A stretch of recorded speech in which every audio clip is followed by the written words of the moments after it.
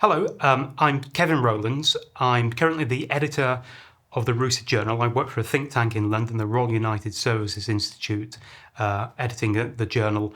Before that, I had a long career in the Royal Navy. I finished in the rank of captain, and I spent a few years as the head of the Royal Navy's Strategic Studies Centre.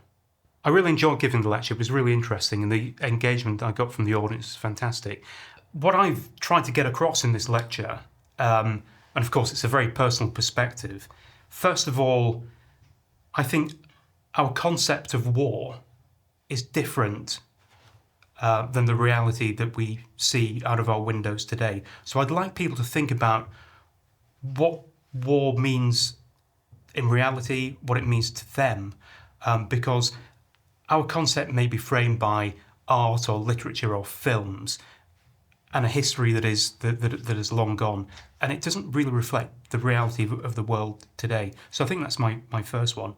And the second one, if we agree, if we accept that, then is there now a distinction? Is there any distinction at all between war and peace, or conflict and war, or competition?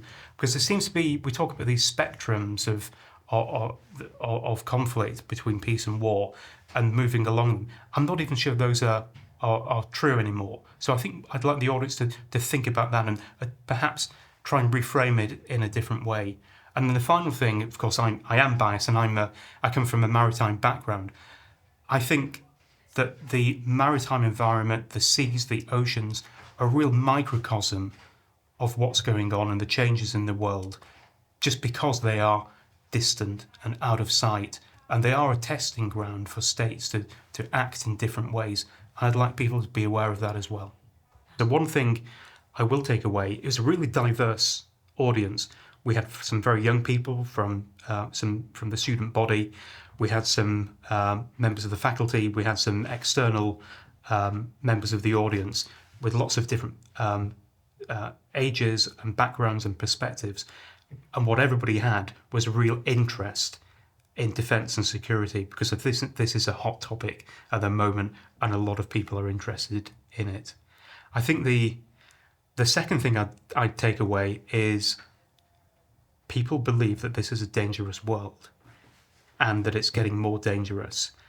And many of them believe that the trigger for that danger seems to be coming from a different source than we would have thought a generation ago. And a lot of them are looking at the role of the United States at the moment, and I find that fascinating. There's definitely more work to do on that in terms of our own approaches and understanding.